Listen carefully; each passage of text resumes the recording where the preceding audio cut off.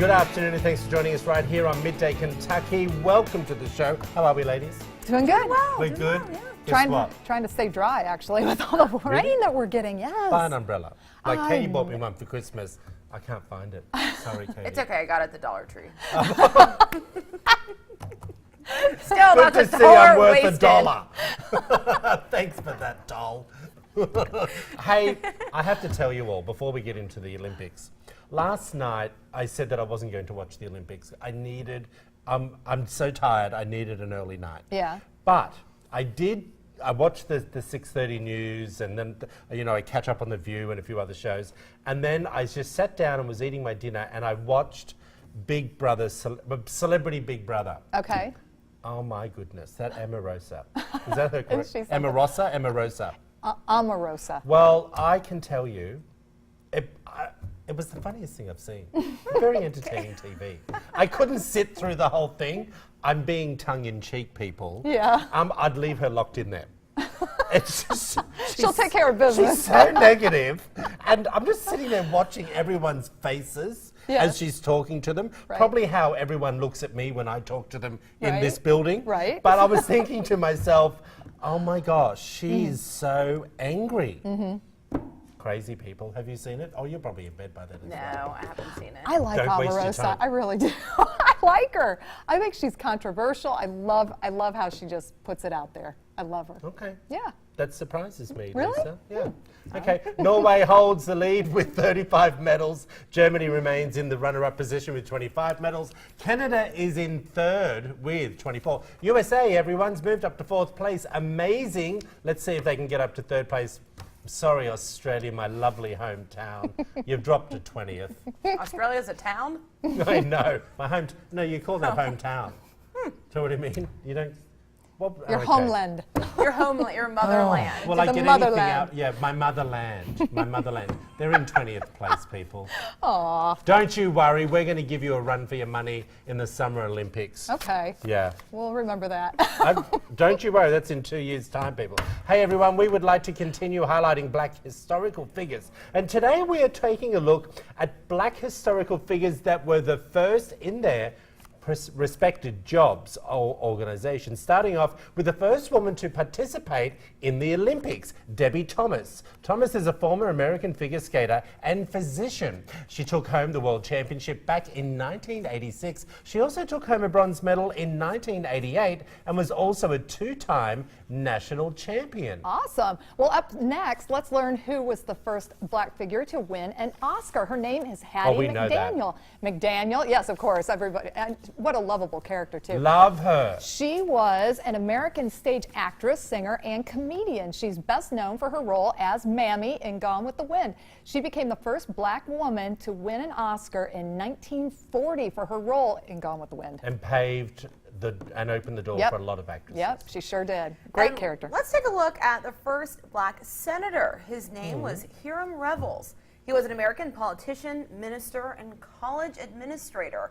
He was born a free man in North Carolina, later lived and worked in Ohio. He became the first African-American congressman when he was elected in 1870 to represent Mississippi. Good for him. Yeah. Okay, you ready for this one, everyone? Okay. A proposed new law in South Carolina will ensure that people who get caught with saggy pants will face fines or community service. The bill would make it unlawful for a person to appear in public wearing his or her pants sagging more than 3 inches below the crest of his, what's that? Ilium? Ilium? Ilium? I don't know. Well, let's just say hips, okay? Thus exposing skin or undergarments. Now, also, ABC News also reported violations would be a non-criminal offence. The proposal says, but would still be subjected to fines ranging from $25 for a first offence, 3 hours of community service, and a $50 fine, or both for a second offence, and a $75 fine and 6 hours community service if you get caught the third time. What do we reckon? Oh, Lord. You know what? I'm not a big fan of that look, obviously. It's just not my thing. But, I mean, come on. I don't know. I see women wearing outfits that are, much more, to me, would be much more controversial or revealing in that regard. Find them too. But I don't know. I think it's a fad, and I just think that's kinda That's what a the kids fad? are- Yeah. Oh, darling, that's been around. I know, since but I the think it's 70s. yeah, but no, it That's sort of- hasn't. yeah, Not it the has. 70s. Rappers have been doing that in the 80s. Well, I'd say in the 90s around these parts it started to come in, but I do think it's a fad. I think it kind of it goes everywhere. So I'd like to fashion place does. a year's salary on that. Really, Yeah, I don't reckon it's a fad.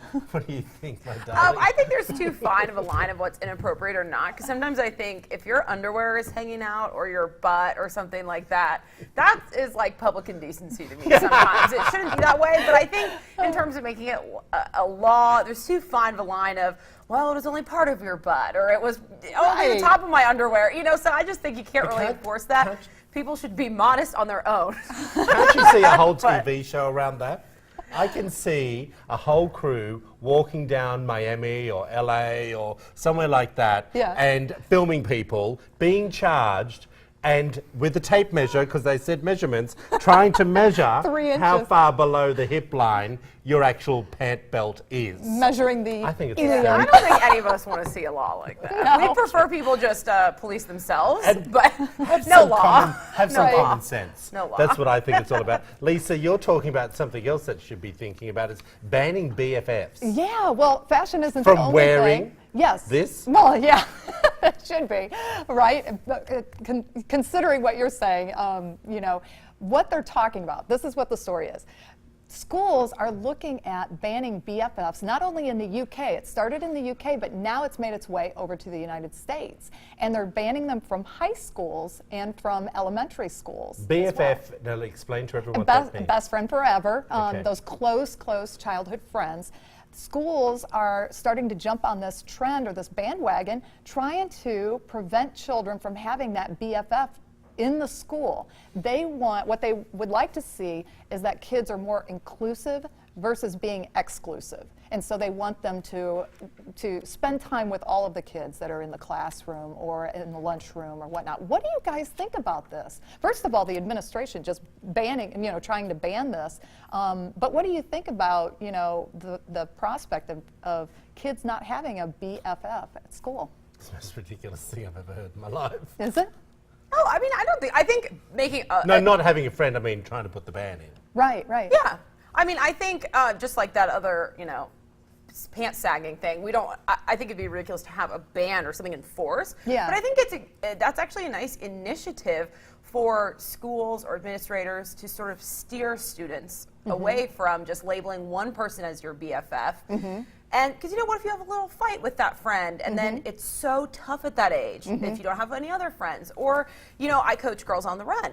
It can be tough when you have we pair up and everyone says, well, I'm with my best friend, and then maybe one person doesn't have a best friend. Exactly. But I love it there. We don't call people your best friends, right? Everyone's friends. And so I think not making it a rule, but kind of keeping that in the back of your head, maybe for teachers, administrators, parents, that at that very young age, just encouraging that everyone is your good friend. Everyone can be friends, but best friend doesn't have to eliminate other friends. You can have a best friend and more. So I don't think it can be a rule, Right. but I like just the thought of having young kids, encouraging them not to just hone in on one friend. Maybe at an older age, older kids, but young, I don't think so. Did you have a best friend in school, Katie? Yeah, like my neighbor, we Yeah. were the same age.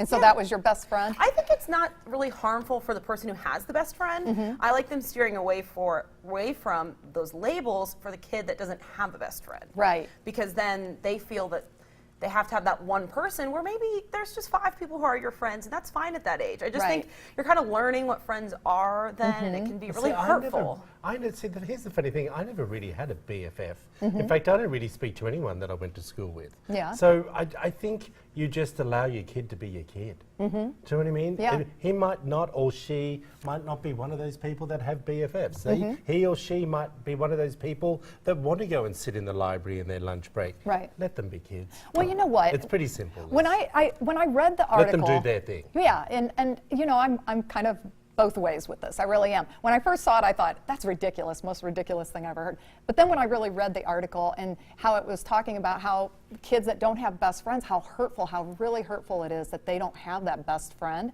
That part of it brought to mind that my son, he has autism, my oldest son, and he prefers to be alone, but yet he likes having kids around him.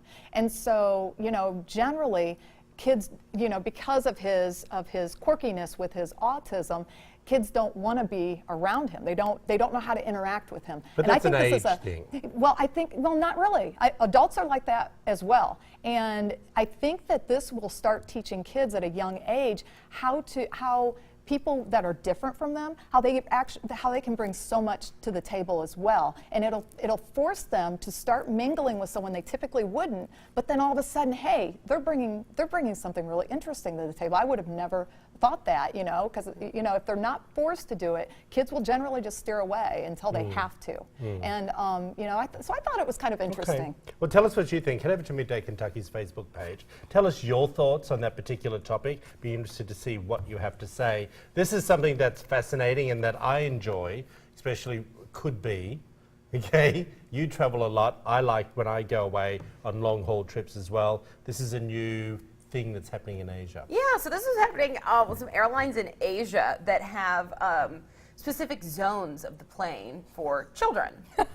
And so I kind of posed to you, these are some smaller airlines, but then this blog article is wondering, could that be coming to the U.S., where there was a section that if you had a child 10 or younger, you have to sit in that section. Then there was another airline that just had an option where you could pay more to be in a child-free area. That I was more okay with, rather than forcing someone with a child to sit at the back. But if you could pay more to be in a scenario you don't like, you know, maybe without kids, I don't know. What do you think? Would you like to see kid areas on a plane, or? You know what? I'm not totally against it. I'm Okay. really not. And, you know, I've traveled, before I had children, of course, I traveled, and there were scenarios where there were kids behind me kicking my seat the whole time, crying, food flying. I mean, it can be, you know. And they were your kids. No, they weren't my kids yet. But you know, I can see where that actually would be kind of beneficial. You know, I'm not against that. I don't know if I would, you know, I don't know if I would make it a kid-free zone, or if I would just, you know, if passengers wanted to pay more to be away from the kids, that would be in a. They do it in movie theatres. There's all sorts of things. It's only going to happen eventually if the market will bear it. Right. Let's be real. Yeah. Whoopi Goldberg says on The View all the time there should be an airline that's made just for families who fly with kids. You know, if I was to get on a plane and, you know, I'm paying top dollar for my seat in business class or whatever, and there's a screaming child beside me, I'd probably be the first one to say something. I don't want that. I've chosen in my life not to have a life with children. I can either make a choice to get off Right. and get another flight, or, you know, choose a flight that doesn't have children on it. Right. Do you But know I what mean, you go into a flight within the mindset that you're going to be with all these different strangers and all these different people. Yeah. You know, there are going to be kids on the plane, so I think that everybody has to kind of have a certain level of patience. Tell us what Yeah. you think. Head over to Midday Kentucky. Sam, have we got time for one more story very quickly? A minute and a half. No, we will toss on over to break for this one. We'll keep this story for tomorrow, but we'll be right back up with this short break.